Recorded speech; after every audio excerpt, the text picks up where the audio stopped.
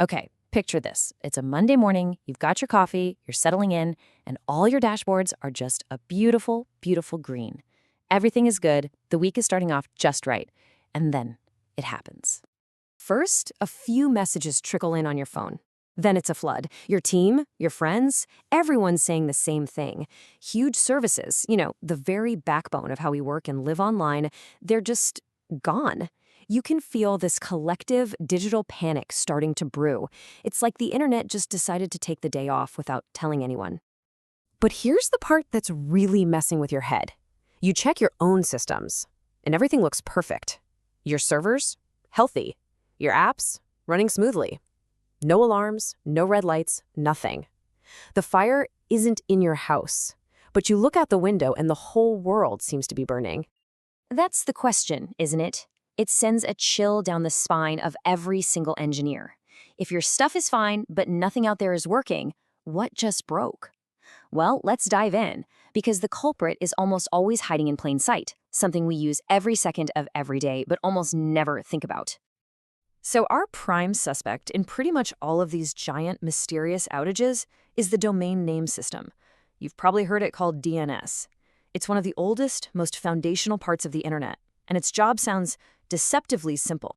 The absolute best way to think about DNS is as the internet's phone book.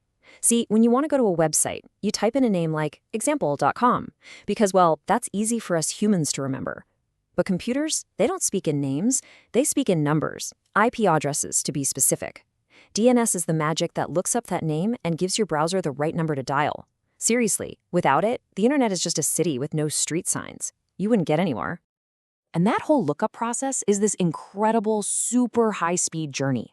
When you type in that web address, your computer first checks its own memory, its cache, to see if it's been there recently. If not, it asks a bigger phone book, something called a resolver, like Google's. Then that resolver goes on a little quest. It asks the root servers, then the servers for the top-level domain, like .com, and finally, it gets to the authoritative server that holds the one true record.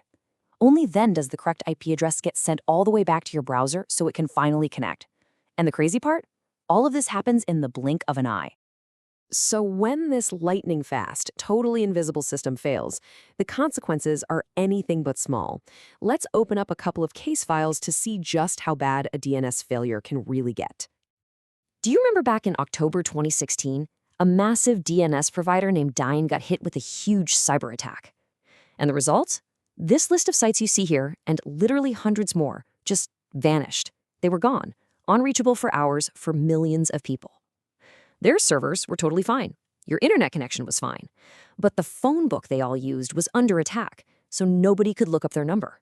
It just ground a huge piece of the internet to a complete standstill. Okay, now let's fast forward to 2021 for an even bigger one. This wasn't an attack, this was a self-inflicted wound. During what was supposed to be routine maintenance, Facebook's engineers made a mistake and accidentally withdrew their own address from the internet's global GPS. Instantly, their DNS servers stopped existing to the rest of the world. For 6 hours. 6 hours! Facebook, Instagram, and WhatsApp were just erased. And it got worse because their own internal tools broke, so the engineers trying to fix the problem couldn't even get in to do it. This quote from an engineer who was right there in the middle of it just sums it up perfectly. They knew what the problem was, but the very system they needed to navigate their own network to fix it was the thing that was broken. It was just total chaos, and it all started with one DNS misconfiguration. So this gets us to the really important question. Why? Why is this system that we depend on for everything so fragile? Well, the answer is in a few of its core design choices. Choices that make it super efficient, but also a real curse when it comes to reliability. First up, we have caching. To make the internet feel fast, pretty much everyone, from your browser to your internet provider, saves or caches DNS answers. But that means if you make a mistake and publish the wrong IP address, that wrong answer gets saved all over the world. So even after you fix it on your end, it can take hours for that old, bad information to finally expire and for your fix to get out to everybody. The second issue is centralization.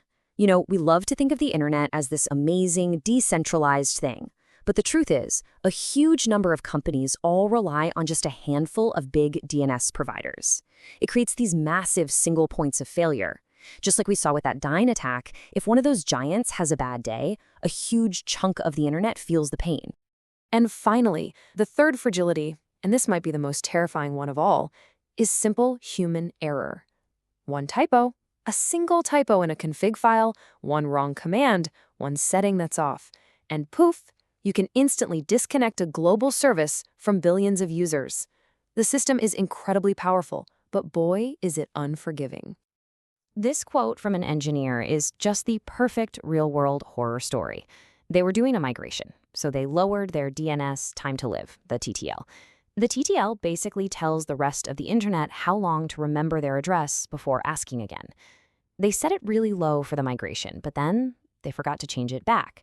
So when their DNS provider had a tiny little hiccup, every browser in the world tried to recheck the address all at once, which completely overwhelmed the system and took their site down on Black Friday, the busiest shopping day of the year.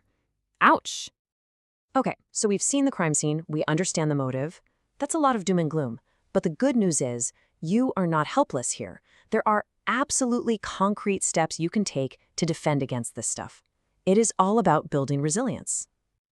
So how do you do it? First off, use more than one DNS provider. Don't put all your eggs in one basket. Simple. Second, you have to actively monitor your DNS health just like you monitor your servers. Third, be so careful with those TTL settings, especially when you're making changes. Fourth, have a failover plan written down and actually test it. And finally, a lesson learned the hard way from Facebook, make sure your internal tools do not depend on the public DNS that you might be trying to fix. You know, when we zoom all the way out, the lesson here becomes crystal clear. DNS isn't just some technical detail or another piece of infrastructure. For absolutely any service on the internet, it is the first step. It is the very first thing that has to happen in every single user interaction. And really, this is the whole thing in a nutshell.